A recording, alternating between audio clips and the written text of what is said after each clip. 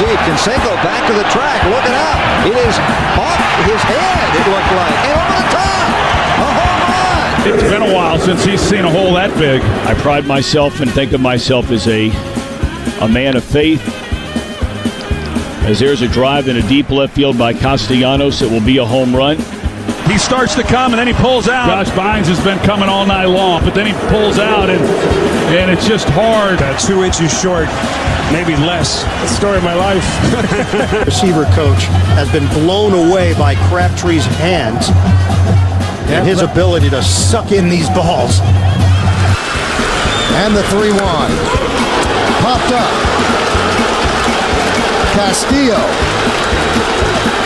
Dropped the ball! He dropped the ball! Here comes Teixeira! And the Yankees win!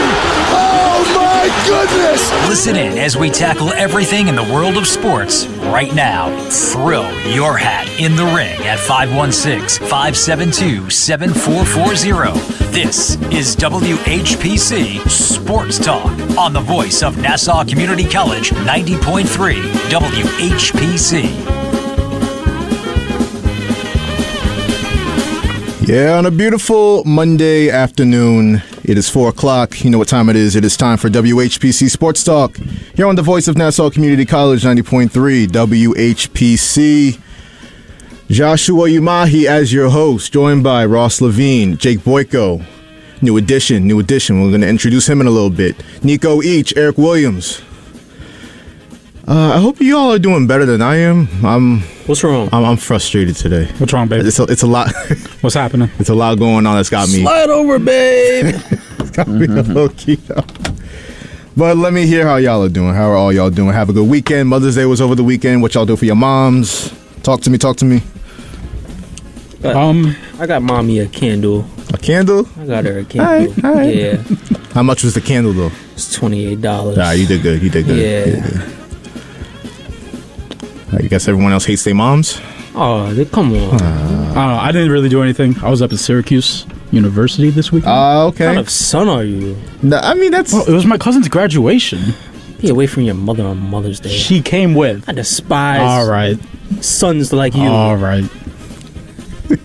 My weekend was eventful, Joshua. Yeah? Yeah. I got pretty messed up every night. Every single night. Every single night. No breaks? No breaks. I respect it. Thank you. Ross, how we doing? I'm doing good. Good season for the Knicks. It was still a good year. Yeah, we're gonna talk about them Knicks in a second. But Jake, so as customary for new additions on Sports Talk, I'm gonna introduce you. You're gonna name your favorite teams, and yeah, go ahead. Yes, sir. So, what's up, everybody? My name's Jake. I'm a big Knicks fan, Giants, Rangers, Yankees, and still kind of recovering from that Knicks loss. I was actually at the Garden for it on Game 6. You was? Yeah. Oh, you was at the watch party? Yeah, it was a watch party, bro. It was painful, bro. I can imagine. Yeah, it got very sad at the end there, but we'll see what happens with this offseason. I mean, I heard about some big rumors now. Harden saying he might go back to Houston, and Embiid hopefully coming here. We'll see what happens, but yeah, the Sixers, we definitely gonna talk about them because Doc Rivers did it again. It's too easy. 10 now, I think. 10 Game 7 losses. 10 Game 7 losses. He's 6-10 all time in Game 7s. He's blown 3-3-1 leads. This is about his 5th or 6th 3-2 lead blown. It's all bad for Doc. But let's start with the Knicks, like you brought up, Jake. It was a fun ride. It really was. It was a season full of ups and downs. Started with a lot of downs, finished with a lot of ups. But, all in all, conference semifinals, if we would have said that to start the season all the way back in October, I definitely would have taken it. For sure. But, let's talk about it. The Knicks season came to an end on Friday. Me, Corey, and Nick Ornberger were talking about it. What we needed to see for them to win this game, 1 out of 3 hit. Brunson definitely went off. He did what we expected him to do. He got that dog in him, we know that. I don't know about Randall and RJ, though. RJ, 11 points on 1 for 10 shooting. That's exactly what you don't want in a game, in a win-or-go-home situation. And he was playing well, too. He really was. It's so frustrating. Yeah, I don't know. It's just inconsistency from them both. RJ had a great postseason, in my opinion. He played well the majority of the games, had a bunch of 20-point games, on efficient shooting too, so he definitely played well. But this guy, Julius Randle, what could he even say at this point? I don't know. Trade his ass. Please. Get him out of here. Listen, man. So he has the fourth lowest field goal percentage in the playoffs of any player in NBA history. That's going all the way back to the late 1800s. Are you serious? Late 1800s. That's who Julius Randle's on the list with. I didn't write it down on the sheet. I'm going to try to pull it up, though. This stat blew my mind, and I thought of fronts when I saw it because after Julius Randle, on the list was Bob Cousy. Wow. So, I mean, there you go. Listen, We always revisit this Bob Cousy conversation. I mean, I hate that we do it, and I'm not gonna say I'm glad France isn't here, but I'm glad France isn't here. Like, I mean, Jake, what you think? Okay, 1-on-1, Elfrid Payton, Bob Cousy, who's winning? Oh, Elfrid Payton, bro, Knicks legend. Come on, best point guard in Knicks history, hands down, no questions. Hey, you're flying too close to the sun now. You got. I could talk about adding Pablo Prigioni in there, but Priggy Smalls is definitely on the list. Of course. He's definitely on there. Trying to find the Randall stat, but it's wild. Fourth lowest field goal percentage in the playoffs. I'll find out eventually, but it speaks for itself. 3 of 14 again from the floor, and it's crazy because here's where I'm at with the Knicks. And you just watch NBA basketball. If you have two All-NBA caliber players like the Knicks did in Brunson and Randall, you would expect them to at least play to. Well, you would hope they play past their regular season. You would hope that they play to, worst case scenario, a little less than the regular season average. But this guy, Julius Randle, just completely falls off a cliff. And I know 2 years ago, it was his first playoffs. It was Atlanta, blah, blah, blah. But, I mean, we got him help. You got a point guard now. You got R.J. Barrett in his fourth year. Yeah, I think that was like his last game with the Knicks. I hope it was. I really hope it was at this point. I mean, 3 for 14, 1 from 7 for 3. It just can't happen. I mean, you're supposed to be the best player on this team, so you kind of need to show up when it really matters, and I guess he just doesn't want to do that. It's wild. I can't believe how drastically he falls off in the playoffs. Like, it's almost like if somebody told you that he would drop from 25 points to whatever he averaged, 14 points, drop from 45% from the floor to 34%. You would think a sick joke's being played on you. Like, like you think somebody's just talking smack. Like, yeah, you're just talking. You know it's not going to happen. Well, it's reality with Julius Randle. Yeah, so he's on the list with worst field goal percentage in NBA history with guys like Joe Fulks, 1947, Chick Halbert, 1947 to 1950. All NBA though somehow. Bulis Smalley? Who? That's a weird name. Bro, these are the names that Julius Randle is among in terms of NBA playoff performance. Who are these people? I don't know. They sound like plumbers and farmers. That's the company Julius Randle's keeping. They was really just naming their children anything back then. Not a big fan of Bulis Smalley. Bulis? I bet you he still shoots better than Randle, so. I guarantee you. Not that that's saying much. That's crazy. You could use a backboard. Just use the backboard. Use something. Put the ball in the basket, but. He wants to go for the swish. It doesn't work. No, he want to go for the tween post up Beyblade fadeaway jump shot. It's just not it's not a winning formula. No. Anything but passing the ball is Randle's game plan. Yeah, pretty much. That's a perfect way to put it, Jake. I mean, we're gonna get into Randle, but I want to talk about the Knicks season first. First off, the fact that Jalen Brunson scored 41 points, he did it again. He was on fire. Played 45 minutes. 45 ain't 48 though. So in the 3 minutes he sat, the Knicks were -7 in a 4-point loss. Well, that's more on the players, I would say, than anything. I just you can't play a guy 48 minutes again. No, I get that, and even for Tibbs, like that's a tall order. So I get that, but I mean 3 minutes, you can't at least. Yeah, that's on a team. I mean, I feel like sometimes, especially in a situation like this, you just got to do what you got to do. I mean, we already know that Brunson's a dog, so I don't understand. If you're playing him 45, why not just let him go the whole 48? It worked last game. It hopefully would have worked this game, but All I know is that it's a lose-lose situation because if Jalen Brunson plays all 48 and God forbid he gets hurt again, people are going to be like, "Oh, Tibbs did it again. He did it to Derrick Rose. He's going to do it to Jalen Brunson." And I hope Brunson. I mean, I know he was dealing with an ankle injury, but I'm sure he's going to be okay with a full off season. But I know one thing for the Knicks. The Knicks have a star now. Definitely. I don't want to hear nobody say the Knicks don't have a star. They don't have this. They don't have that. They have a star, and they have a point guard in Jalen Brunson. I don't know the last time we could possibly say that. That's, we're talking a long time now. We finally have that. That's a good building block for the Knicks. So we'll get into their offseason plans with that being said later, but I asked this question with Ross in mind. So just how upset should Knicks fans be at this series loss, considering it went 6 games? Granted, you lost to an 8 seed, but nobody, like I said to start the show, nobody expected the Knicks to be here at the start of the season. I mean, I think it's a pretty good season, honestly. I mean, for what people thought. I mean, where we were earlier in the season, it was like fire Tibbs, Tom's going to be gone, and then this team, they may even trade guys like Julius Randle at the time. They still probably should anyway, but we were in rock bottom mode. I mean, they gave up 145 points to the Thunder. They were losing games to bad teams at that time. And even last year, the whole thumbs down thing with Randall. So like went from dysfunction to where we were, and the fact that we know that we actually have a point guard for the first time in a long time, that's a really good sign. I mean, and by the way, we lost on the road.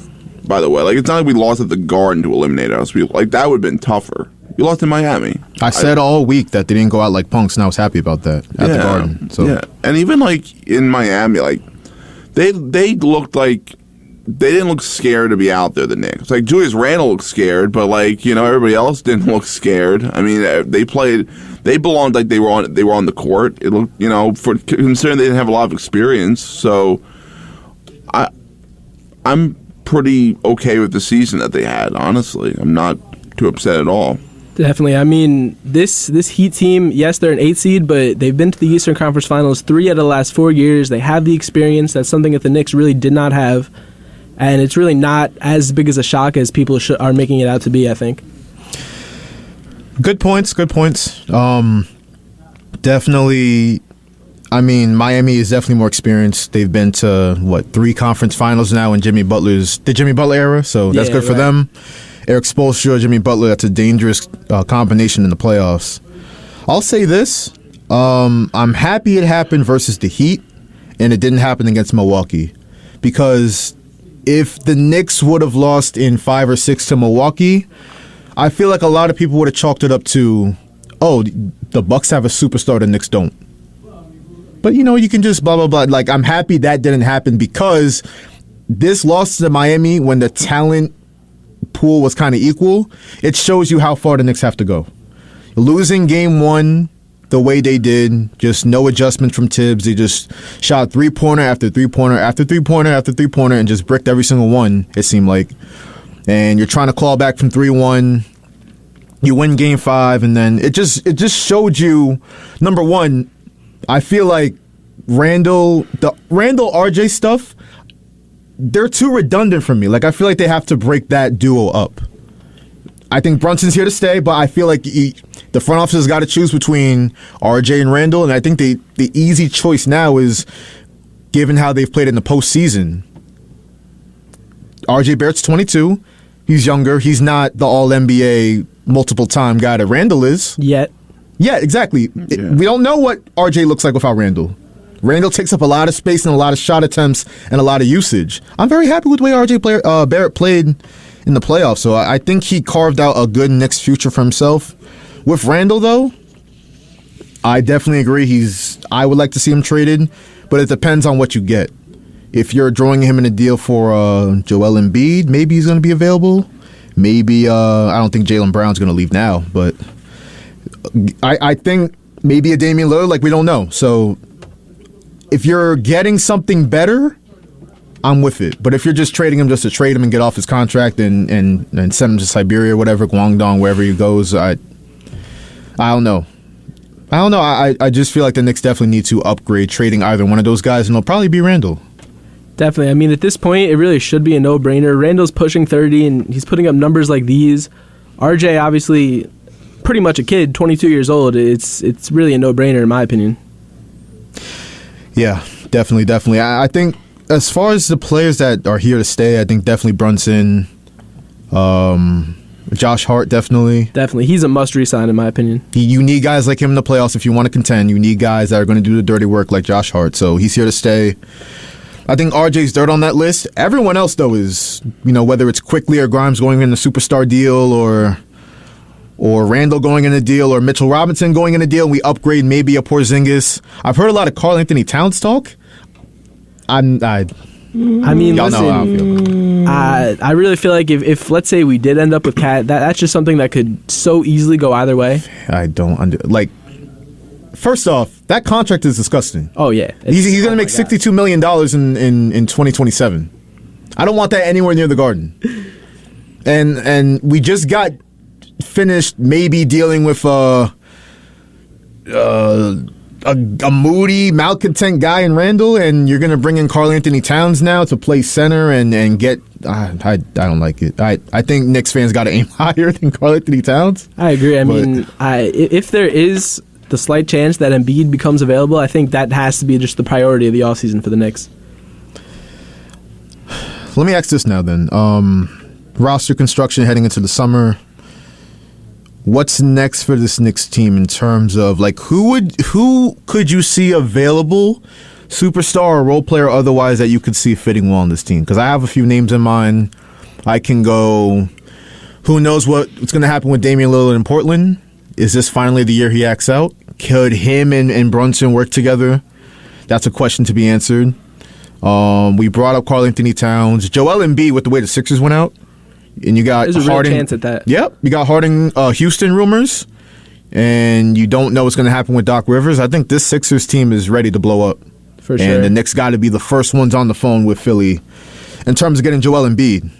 But I don't know what you guys think. In terms of what you want to see with this team, in terms of roster makeup, next season, what are we kind of thinking very early into the offseason? I hate to bring it up, but I think we really need to look out for what's happening in Milwaukee right now. I don't want to say anything. I don't want to jump the gun or anything, but that would be Giannis in the Garden would be probably the best Knick of all time. I think he would eventually go down as the best Knick of all time. I agree with that. I forgot about him because the Bucks. They fire Coach Budenholzer, who won a championship with them, which is kind of crazy. It's wild. And side note, NBA coaches, if you win a championship, you're more likely to be fired now. When you have a star, yes. Superstar, yes. I guess. I mean, we've seen Nick Nurse get fired. We've seen Budenholzer. Monty Williams made it to a finals, got fired.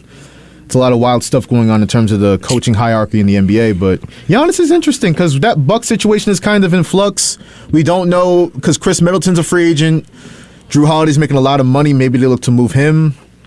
I think that they might be headed towards the end of their run with Giannis. If you really look at the East makeup, because I think it's the Celtics conference right now. For sure. I don't think there's much of anything the Bucks can do to come back at the Celtics next year. So, yeah, that's an interesting one. Giannis in the Garden? I don't know when it would happen or when it could possibly be whenever. I don't even care when. Just somehow make it happen. That's all. That's it. Hey, it's going to be a crazy offseason, and I'm going to predict this early. Not just with the Knicks, but you're going to see, and remember my words when I say this, you're going to see a bunch of superstar rumors, and you're going to see a bunch of movement. You can see guys like, I said, Damian Lillard. You can see guys like DeRozan, Zach LaVine. You can see guys like Karl Anthony Towns. You can see guys like maybe some of the players off the Bucks. You can see maybe a Jaylen Brown if the Celtics crash and burn. We don't know what's going to happen with them yet. You're going to see a lot of superstar movement. Pascal Siakam, maybe. That would be interesting. You're going to see a lot of movement because the new CBA, and I know we haven't covered it on the show a lot. Long story short, it's going to limit you to 2 stars in depth. That's why, Eric, your son's coming to mind because they have Booker and KD on long-term deals. And they're talking about bringing in James Harden or Kyrie Irving. And I'm like, just build out the bench and build out the depth. That's what the CBA is really going to force you to do. So it's going to be interesting. This offseason, you're going to see a lot of wild stuff going that you never saw coming. You know who I want back, though? He's still a restricted free agent. But I just want Cam Johnson back. We needed, like, it was so tough. We needed that wing that can shoot. Yep. We was missing him for real. You know, losing, and it's funny, I think you called the KD trade, I don't know if you called it a failure, but you called it... No, I said it was low-key. It was a fleece. A fleece? Think about it. Just think about it, because now we're in a position we don't really know what's going to go on. You just fired Monty Williams. Basically saying you chose DeAndre Ayton over Monty Williams. That's exactly which it's like this. What are you doing? And this is all on the heels of Matt Ishbia. He's a new owner. I liked him when he first came, but listen, bro, you making some crazy decisions right now. You messing around with Jokic, and then now you firing Monty Williams, who won Coach of the Year last year. We call what Matt Ishbia is doing the most. It is doing the most. He's doing a lot right now, and I don't know if it's going to work out. You know what he's doing? He's just putting his footprint on the franchise right now. That's all he's doing. Yeah, I mean, I get it, because you're replacing Robert Sarver. You definitely want to make a lot of changes, naturally, given how bad Sarver was. But, like the Suns, it's just the entire NBA is going to be turning upside down. Before I get to the rest of the NBA playoffs, I did want to bring up a Nets point.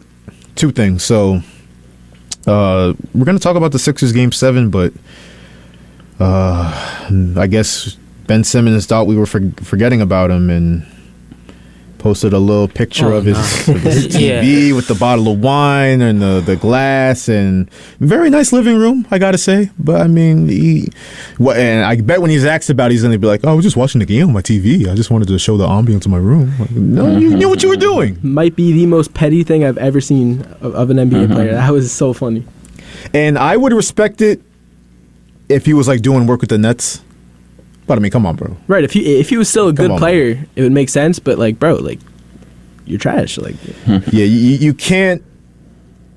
And I hate doing this to guys, because I know everyone hates on Ben Simmons, just like everyone hates on Julius Randle and everyone hates on other guys. But I mean, you can't troll Embiid and the Sixers and Doc Rivers. I know they kind of kicked you out the door in Philly, blaming you for the Game 7 against Atlanta, and they look funny in the light, Embiid and Doc Rivers for sure now, but you can't be sitting on the bench all season long with your back contusion and your colorful outfits and then try to troll the Sixers from your living room. It's not a good look. I don't care how petty you want to be, it's not a good look. So that's point number one on the Nets, and point number two, so the Warriors obviously went out pretty sad to the Lakers. We don't know if that's a death of the dynasty or not, but Jordan Poole's on the trade market, and I forgot who reported it. It was a prominent NBA insider, though, that said that the Nets, you gotta look out for the Nets in terms of going after Poole. That's definitely something I could see that might work out for both sides, honestly. I'm just wondering what the Warriors would get back, though, because it's not going to be Ben Simmons. I'd hope not, for their sake. Could you imagine if they did a Poole for Simmons? You know how much you got to hate Jordan Poole to do that? That would just be flat out bad, honestly. I was honestly thinking more of the Nets going after Damian Lillard. That's a big thing too, because we brought him up with the Knicks, and I don't know if him and Brunson fit, like I said, but if you throw him with Mikal Bridges and Cam Johnson in Brooklyn, and he can kind of lead that team, I mean, I would hate to see it as a Knicks fan. That'd be a good look for Dame, though. It would be. Do you count them as contenders at that point then? I think I do. With Dame, Mikal, Cam Johnson. Contenders in the East, at least. They got to upgrade at point with Dinwiddie. I know Kuzma got a different nickname for him that I can't say, but you got to upgrade at point guard. I like Nick Claxton, too. It'd be interesting. I mean, to me, it kind of seems like Blazers East. They'd have to add another piece. But it's a good building block to bring Dame Lillard, and you can keep Mikal Bridges in them. So the Nets, I know it's going to be a Knicks-heavy offseason in terms of New York basketball, but watch out for the Nets, too. They got a lot of draft picks. They got a lot of young players. They can do some things, too, so watch out for them for sure. Let's cover the rest of the NBA playoffs before we get to the big news today. Warrant at it again. But before we do that, we got to talk about, we brought up Lakers Warriors, so the Lakers will move on to face Denver in the Western Conference Finals. On the Warriors note, though, we brought up Jordan Poole likely to go, along with GM Bob Myers. Klay Thompson and Draymond Green quoted as likely to stay with the Warriors. So, I mean, I guess that core group of Steph, Klay, and Draymond staying together. The Celtics put belt to cheeks, to quote France, and took him to the woodshed in the back, gave him some more punishment. Game was embarrassing. Just, bent them over sideways a little bit. They scored 10 third-quarter points. That's... Yo, you literally saw in live time Embiid, Harden, Doc Rivers, Maxey just tap out. You could just see it on their faces. They just quit. Jason Tatum was hitting three-pointer after three-pointer. Embiid looked like he wanted to cry. If you look at his face, like they did a couple close-ups on his face. He's like, yo, I want to be anywhere else right now. He was thinking about the Garden, I'm telling you. Hey, he's like, yo, this Sixers thing is cooked. Harden's about to leave, and even if he stays, he's old. He's going to be overpaid. Maxey, I don't know. Doc Rivers, all he does is blow leads in the playoffs. Yeah. I really thought they had the Celtics when they won Game 5. I'm the biggest idiot in the world because I really believe that, Doc Rivers finally going to do it. He's finally going to, That's when it doesn't work. He's finally just going to put the foot down and get it done. And you had a home game, Ross. They had a home game in Game 6. I don't even think Doc even knows what it means to close out a series. No, he clearly doesn't. He knows number 3. He just doesn't know number 4. You need 4 wins, not 3. Oh, yeah. If you need 3, you need 4. What? Not 3, 4. Hey, if you needed 3 wins to move on to the playoffs, Doc Rivers would be the greatest coach of all time. But it's not how it works, like Ross said. I had belief. That's not how it works. I had true belief in them. I was like, all right, maybe the 76ers will really get this done. But then I thought back to last year when the Bucks were up 3-2 against the Celtics. Now, I know they didn't have Chris Middleton, but still, that's the Celtics over there. You don't have the same coach and everything. I get it, but it's hard to close out a series with them. Yeah, the Celtics, you got to give them credit. Jason Tatum, 51 points. An NBA record in the Game 7. Steph Curry's record lasted a week and a half. So, shout out to Jason Tatum. But, like, Game 6, the Sixers were leading the entire game. Jason Tatum's 1 for 14? Like, only Doc Rivers and only Joel Embiid can find a way to lose that game. Jason Tatum, you have the Celtics on the rope and Jason Tatum's doing nothing. And you let him pop off for like 3 or 4 3-pointers in the fourth quarter. You lose, and then I already knew, like, they're not winning Game 7 in Boston. There was no chance. Even going into halftime, I think, what was it? The Celtics were up 3 or something like that. But 3. I don't know what happened in that locker room during halftime that you could just come out and just score 10 points in the third quarter. Unreal. So there's a phrase coined by D'Angelo Russell, ice in my veins, right? There's also a quote from The Wire, heart pumping Kool-Aid. I think I know which one I would use to describe the Sixers. Mm-hmm. Damn, I mean, that's a cooked product over there in Philly. They're going to break that all the way up. Definitely. I mean, it's going to be really interesting to see what happens over there. Yeah, let's move on. The Celtics are facing the Heat in the conference finals.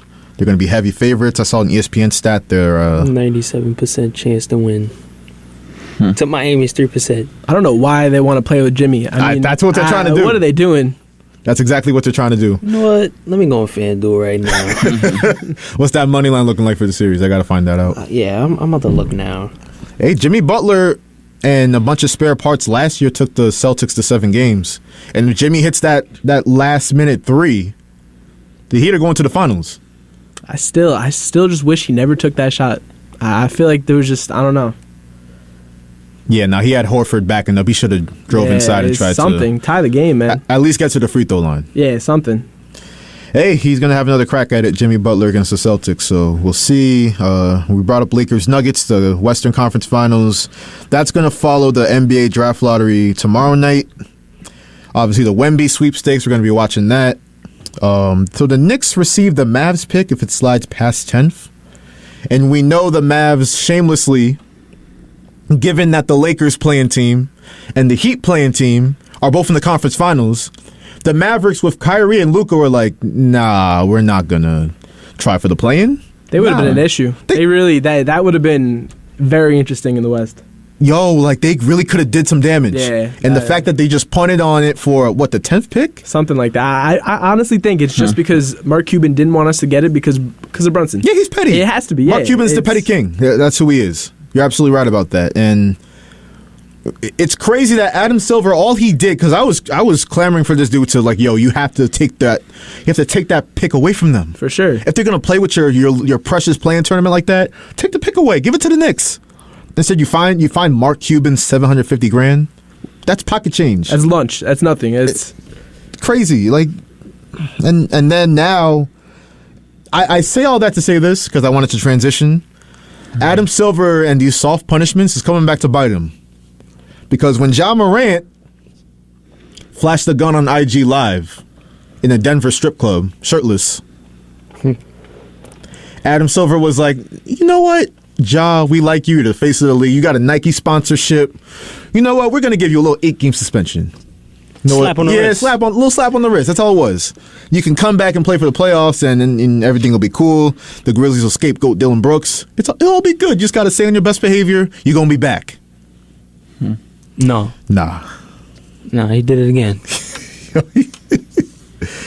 He's Yo, an idiot. First off, I woke up on Sunday, and that was the first tweet I saw when I logged on. And I'm like, yo, this it's ball sack sports. It's something. This not real. It's AI. It's fake. It has to be AI. There's no way. It's got to be fake because there's no way Ja Morant going to do it again. I mean, he got a bigger gun this time. So shout out to him. But captured on his friend's IG Live for like a split second, and you could tell his friend was he like, tried to pull it away. Yeah, he tried to put the phone down mad He quick. put the phone down. He was like, he probably looked at him like after like yo, my bad, serious? bro. Like, I really can't believe I couldn't believe it wasn't fake. I'm really. When Woj was tweeting about it, I was like, nah, he did it again. he's back at it. This man, it's not even about his image at this point. It's the image he's putting on for the Memphis Grizzlies and the image he's putting on for the NBA as a whole. Now, I know guys in the NBA carry guns. It's obvious. You live down south, you can carry a gun. But this guy, it's a difference when you're carrying a gun, not showing it, and then there's a difference when you're carrying a gun and you're flashing it around on social media. That it's a big difference. First of all, you have a daughter. You didn't even grow up in this life. Now, I heard a perfect example, right? No. I heard a perfect example, right? Now, you think about guys like John Wall, DeMar DeRozan, Deshaun Jackson. All those guys, they, quote-unquote, grew up in that life. Do you see them doing anything like that? No, you might see DeMar DeRozan, he'll throw up the gang sign or whatever, but occasionally, yeah. But he's not gonna go out here and go on social media. Oh, I'm singing a song with waving a gun in my hand. Like, come on, bro, just be more mature. Be like, bro, what are you doing? He's being corny. He's being a cornball. That's what he's doing, and it's crazy. To your point, Eric, usually guys that make it out that type of lifestyle, if you make it out, there's no desire to go back. No, because they know what you can get out of that life. Exactly. It's much more likely to end poorly for you than it is to end well for you, and that's why nobody has a desire to go back to that. But Ja Morant's trying to make it back in the hood, and he's flashing guns all over the place. He's drinking Casamigos on IG Live like it's water. He's beating up 17-year-old kids. He's pointing lasers at the Pacers team bus. Like, bro, what's good with, what's really good? He got to the NBA so he can live the life he always wanted to live. A gangster. That's the perfect point because he's literally using his $160 million contract to fund his gangster life. His gangster life that he saw on TV one time. He's like, oh, I want to do that. I want to live like that. I want to be that. It's crazy. Like, and now Ja Wick, he, like I said, served an 8-game suspension last season. Now he's facing, quote, a lengthy, significant suspension to start next season. It's going to be bad. Yeah, I think he should be suspended indefinitely until he learns his lesson. Because obviously he didn't learn his lesson from that Abe game. I mean, obviously it was a slap on the wrist, but you didn't learn your lesson before. Now you're going to be suspended indefinitely until you learn your lesson and mature up. No, it's a fact. Let's just roll through all the nicknames. We got Ja Warrant. Which one do you like best? Ja Wick. NBA Dumbo is the best one by far. Yeah, that's the best one. Not even a question. NBA Dumbo. I saw Kwame Brown call him that this morning. Ja Morant's my personal favorite. I just think I like that one. It's subtle. It's simple but effective. He gets the job done. But yeah, Woj said if indeed that was a firearm in his hand in that video. Woj is funny. Bro, we seen the video. What do you mean if? We seen the video, come on, if bro, it was a firearm? But yeah, Ja Morant already lost out on $50 million, failing to meet the All-NBA team. He should have made it due to his stats and the Grizzlies' high ranking in the West, but obviously if you're trying to be a gangster, you're not going to make that team. Yeah, we know why he didn't make it. Yeah, and he really did it again. I'm still in disbelief 24 hours later. So what y'all think Ja's punishment should be this time? I know you said indefinitely. I agree with that because Adam Silver, this is how I started this topic, because he wants to give Mark Cuban a slap on the wrist and all that. You want to give other guys a slap on the wrist for tampering and all that stuff. Now it really came back to bite you because you had the chance for one of the biggest superstars in the game to put your foot down and be like, no, I'm not standing for this.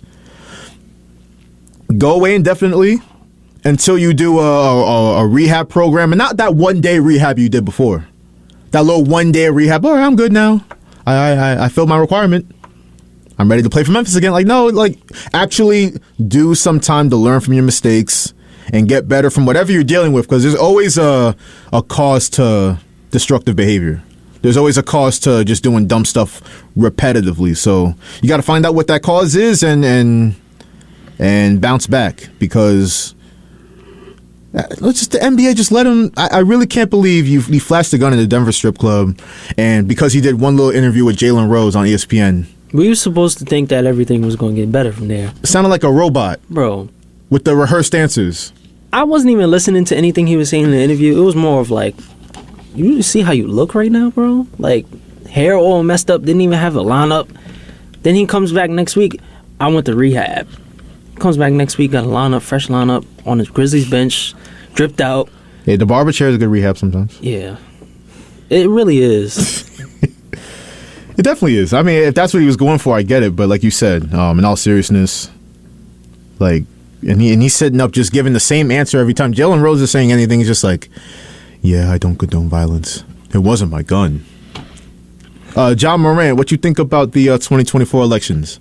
I don't know. It wasn't my gun. I don't condone violence. It wasn't my gun. I'm trying to be a better... nothing about this guy is genuine. And I'm just glad, because I said way back 2020 when this whole Grizzlies thing was getting started, I'm like, yo, people about to hate this. I mean, they're the lovable team now, but people are really going to hate this team, and give it 2 years. There's no way John Morant and Dylan Brooks and that whole culture, I mean, they're doing TikTok dances before games, and T. Morant looking like Usher on the sideline, just dapping his son up like he's his best friend, and all this. I'm just done with Memphis. I'm done with that whole thing. Just break it all up. At this point, with the whole Ja situation and everything, do you think there is a chance that he becomes available? If he does, I don't even want him. Oh, no, I couldn't agree more. I honestly could see him going to the Nets. I feel like that would be, I don't know. Let's plug him right in Brownsville. Let's go. Yo, there's 2 places he don't need to be. And Brooklyn's one of them. You can say Brooklyn. You can also say, somebody posted a Photoshop of him in a Chicago Bulls jersey. Oh. I was like, no. Nah, that's the last place he needs to be. That's the last place he needs to be. I don't need him. I'm not even going to say nothing else. I'm not going to say nothing else. John Morant just got to do better. I don't know. What we really think the NBA is going to do to him this time, though? 50 games, 40 games? Half a season. It's going to be something, yeah. It's going to be lengthy. All right, we ain't heard from Nico today. I hate to put you on the spot, but... Yeah. Yeah. What's up, Nico? He's going to get banned from the league. Banned from the league. Banned from the league. That's what I want. Damn, the Donald Sterling treatment. Hey, make an example out of him. All I'm saying is, if that did happen, John Morant would be the best Shanghai Shark that there ever was. Yo, he's putting up 50-point triple doubles. Oh yeah, easily. I don't know how the gun laws are there over there though. I'm not sure about that. I got to check on that. Maybe it's not for him. I mean, he's a like. Everybody got their thing, right? Yeah. It could be drinking. It could be smoking. It could be his thing is 40 calibers, you know? It's flashing guns on IG. That really gets his blood boiling, you know what I mean? It really gets him going. So, me personally, I that doesn't really do it for me, but to each their own, I guess. He needs to have a talk with Gilbert Arenas. Does he really? He does. Is that the best thing for him? You're saying Gilbert learned from his mistakes and can kind of mentor him a little bit? I'm pretty sure he did. I would hope he did. Come on, bro. It's like 20 years later, 15 years later. There's no way he didn't grow up from that. You never know with no chill Gil. I mean, he needs guidance from somebody. He needs... And the Grizzlies, like, I'll close the topic on this. Like, they need a Udonis Haslem type in that locker room bad. Like, I don't know if Steven Adams is cutting it. No, he's not. I don't know I don't know the veteran leadership Steven Adams putting on in that Grizzlies locker room, but we're gonna see how the situation plays out. We're gonna talk about it a lot more tomorrow. We're gonna move on to some baseball though, but before I do, let me remind everybody that they are listening to WHPC Sports Talk on the voice of Nassau Community College, 90.3 WHPC. Josh Williamahi joined by Ross Levine, Jake Boyko, Nico Each, and Eric Williams. 516-572-7440. Call us up. We're going to get to baseball right now. We got the Mets in action right now in Washington, looking to split the final series of the infamous 13-game stretch where I said they should go at least like 9-4 against the Tigers, the Nationals, not the Athletics, the Rockies, and another that didn't work out. I said 4 and well, it could be 4-9. I did say that. Now you and Nico were on it. Yeah, y'all called it for. I kind of hope it's 3-10. Yeah, I kind of predicted that. That was my second comedic prediction. Purposes. So.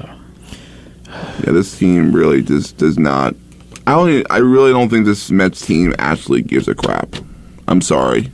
It's come to the fruition that I really do not think this team actually cares. I could see it. They don't even look like they don't even argue a call. You know, like anytime it's like a borderline strike or anything like that, like they never argue it. It's like, whatever, I'll go back to the dugout. It's like nothing. Very, very like soft team. To piggyback off that point, they give me the vibes of a team that know they overachieved last year. Yes. And stuff started kind of slow this year, and it's like maybe this is just who this team is. Like, yeah, I do. I agree. I've said it before. Like some of the stuff that was happening last year. I mean, you're coming back down 7 runs in the bottom of the 9th inning. I mean, that was like one game, but yes, I know what you're saying. It's like I think people I knew this was going to be the case going into the season when Diaz got hurt. I think that was kind of the start. And then Verlander went on the IL to start the season. Those were kind of the two things that told us, like, this is just not their year. So that was kind of maybe that reminder. And then on top of it, they just brought the band back. They brought the same team back. And they thought that the whole idea about not striking out a lot and trying to be more of a contact-hitting team is going to work. And it didn't. So that's on the front office. You know, they constructed this team really poorly. I don't know what to tell you. I don't know what to say. And they're relying on 3 guys. That's what this team's built on. 3 players. Bruh. Amber Alerts mid-show. They're relying on 3 guys, which is like silly. Like Lindor, Alonso, and McNeil, which that's failed tremendously because none of those guys have performed. Well, Alonso at the start, but that was it. Ross, you hit multiple nails on multiple heads, and let me just say, you brought up, so the Mets obsess about this strikeout rate, right? The K rate. And we talk about There are 4 big prospects offensively. Alvarez, Beatty, who are up with the team right now, and then you have Mauricio and Vientos still in the minor leagues. So Vientos and Mauricio are still in the minor leagues because of that K rate. So apparently Billy Epler wants to see the strikeout rate go down. And that's all well and good if the team was like winning and stuff. Yeah, but and guys are producing. But I couldn't care less about that now because, like today's game, for example, you got Tommy Pham hitting cleanup. I know that's how poor this lineup really is. When Tommy Pham's hitting cleanup, not good. You got Pham hitting cleanup. You got Eduardo Escobar in the lineup today. Yep. Not good. Like. When you have guys like Kanya, Pham, Guillorme, Nito on your roster, that's a problem. That's a big problem. Should not be the case at all. It's sad. The team that has the highest payroll in baseball. Remember, the highest payroll in baseball, and this is the best they can do. This is the best they can do. It's like all we asked when the Wilpons were around, just spend. And put us a good product on the field. It's like we don't deserve anything. This is the best we can do. It's like here's a mop on the toilet. I cleaned it the best I could. That's really what it was.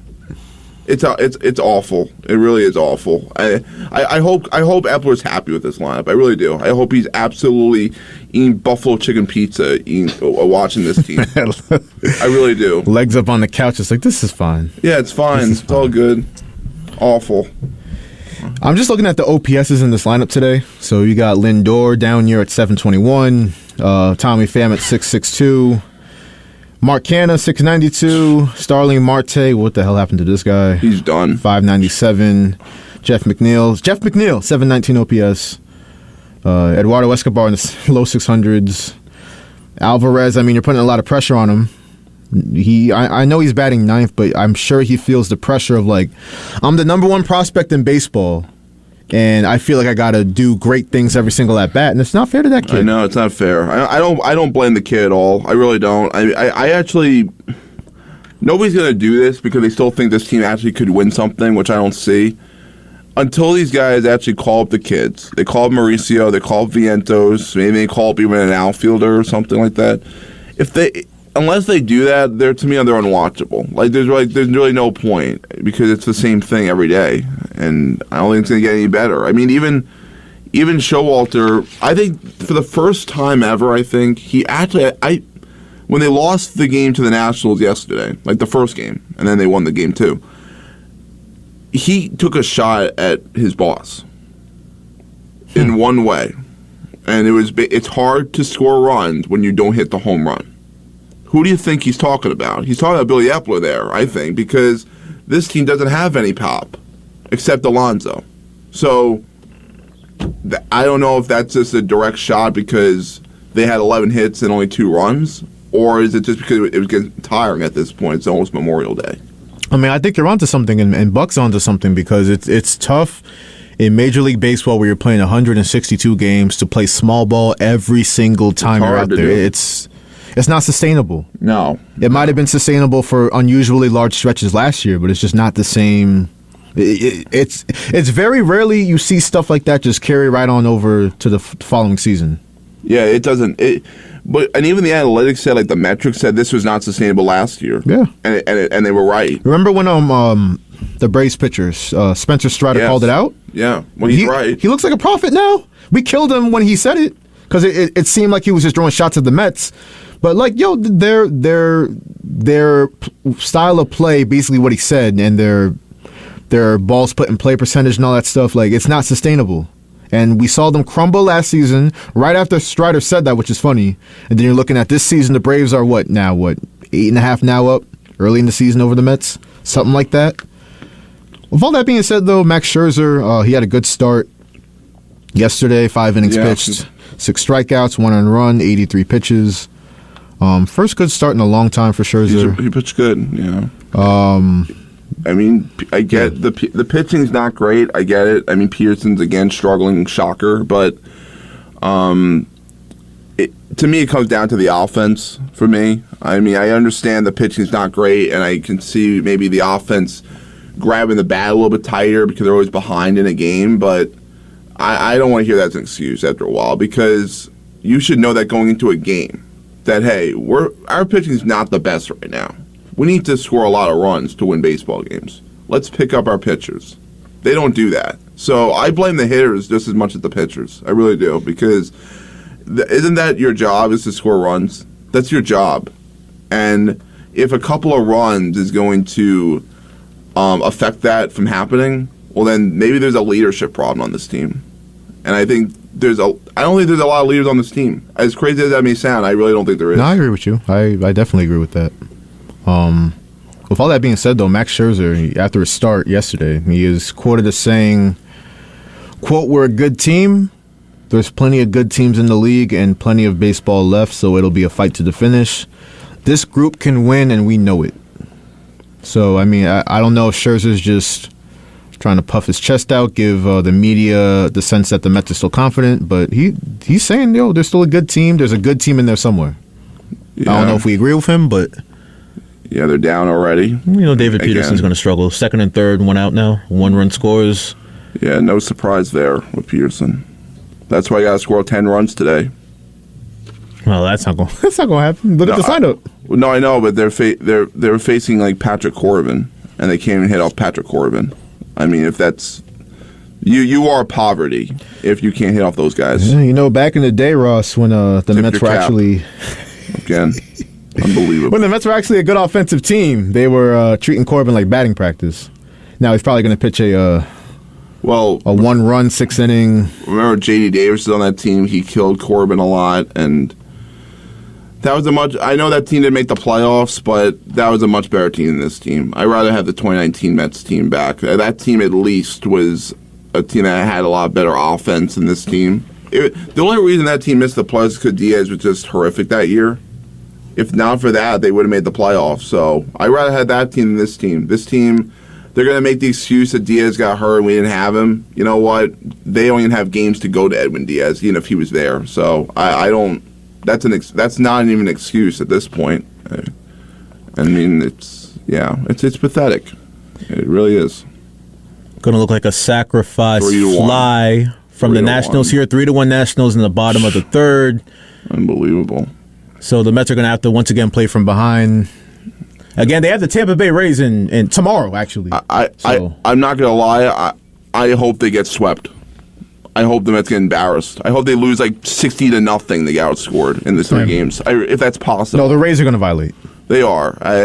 But on the post game and on the broadcast, like, this team is much better than this. Like, this is very unlike them. No, this is who they are. This is actually who they are and what they're going to be. So they could bring up the bad luck. They could always bring up the tip your cap to the opposing pitcher. I don't want to hear that. This is why I can't even watch. Like, I can't even watch the post game anymore because it's just so annoying at this point. It's silly. It really is. And I know we should be surprised by the outcome against the Nationals because the Mets can't beat anybody. Hey, one thing about the Mets this year, they're going to tip their caps until there ain't no more caps to tip. So they'll be eliminated with like 15 games to go, and then they'll be like 14-1 in that stretch. No. Slap in the face. In Mets fashion, they'll make it interesting. And then September 30th. Let me look at the schedule. Actually, I'm gonna tell you how the Mets season's gonna go exactly before we move on to football. Whatever the last series is, September 30th, there's one game left to clinch the playoffs, clinch a wild card. If they're even in that position, you take it. Honestly, at this point with this team, you sign up for that right now. If they were in that position. What a fall from grace for 101 wins in the highest payroll in baseball. But the Mets got an uphill climb once again, down 3-1 in the bottom of the third in Washington. So sad that we're saying that. We're going to see how this game finishes up and talk about it tomorrow. But I did want to get to a little bit of football today. So there's 2 interesting contract disputes going on with the Giants and Jets. Let's start with the Giants and Saquon Barkley. I'm going to run through this real quick. So Saquon is franchise tagged. Kind of timeline it out a little bit. He turned down a multi-year deal for $12 million during the bye week last year. Shane said that offer was no longer on the table after the franchise tag, but reports, I think yesterday or 2 days ago over the weekend, it was said that the Giants offered Barkley a multi-year deal with an average value of $13 million per year, but Barkley's agent said that wasn't true, and they probably would have accepted it if it was true. Now, Barkley, he's pretty much stating he wants to be the third highest paid running back in the league, at least. You're looking at 49ers Christian McCaffrey and the Saints Alvin Kamara, the only two running backs getting paid more than $12 million. That's what Barkley wants more than. So, real quick, rapid fire around the room. How much should the Giants give Barkley? How much do you think Joe Shane and the Giants should settle on for Barkley if they're giving him a multi-year contract? I would give him like 12 or like 10. I don't want to overpay for a running back. I really don't. I mean, at this point, just the way the game is, it's just, out of all the positions, it's just so replaceable that if you're giving him any more than 13, maybe, it's just too much. It's the least most important position to me in football. For sure. Yeah. And I understand that Saquon obviously has a huge impact on the Giants' offense, but 13, take it or leave it, bro. All right, I can, 13, I think that's probably where they'll settle. If they settle at this point. Yeah, we'll see. We'll got to stop playing. Like, come on, bro. For sure. We'll see on that. Well, an important position is the interior defensive line. We saw Dexter Lawrence for the Giants get paid.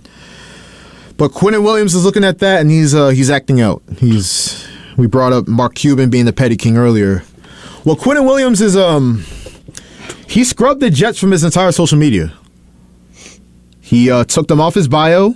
His Twitter bio actually says defensive tackle for ... No more Jets header, no more Jets profile picture. Obviously, he wants to reset the market on the defensive line, but the Jets got a lot of work to do. Obviously, they're reworking Aaron Rodgers' deal. And I guess Quinnen Williams, he sees Dexter Lawrence's contract. Dexter Lawrence is currently the third highest paid defensive tackle in football. That's where Quinnen Williams is obviously shooting for. How do we think the situation plays out? Because he's just being petty now. Like I got to call it for what it is. He's being a child now. Yeah, it's interesting. I guess for the best defenseman or defending players, I guess it's worth more money, but I don't think he's worth that. He doesn't have enough sacks.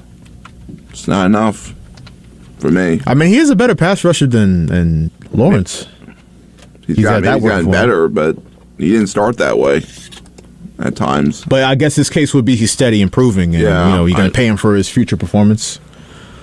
I don't know. I don't get it. That you can be upset about your contract all you want, but to take the Jets off your social media and now you're a free agent, you're acting like a free agent when the Jets have you under control for 2 more years. I mean, this is a professional athlete acting like this. And you just got Aaron Rodgers. Like, you're going to win. You should. I mean, I don't know. You gotta start acting funny when that money becomes a factor. And Quinnen Williams, Saquon Barkley, they both want new deals. We're gonna cover that more frequently during the NFL offseason as we get closer to the preseason. And the start of the season is not that far away, so we're gonna keep our eyes peeled on that.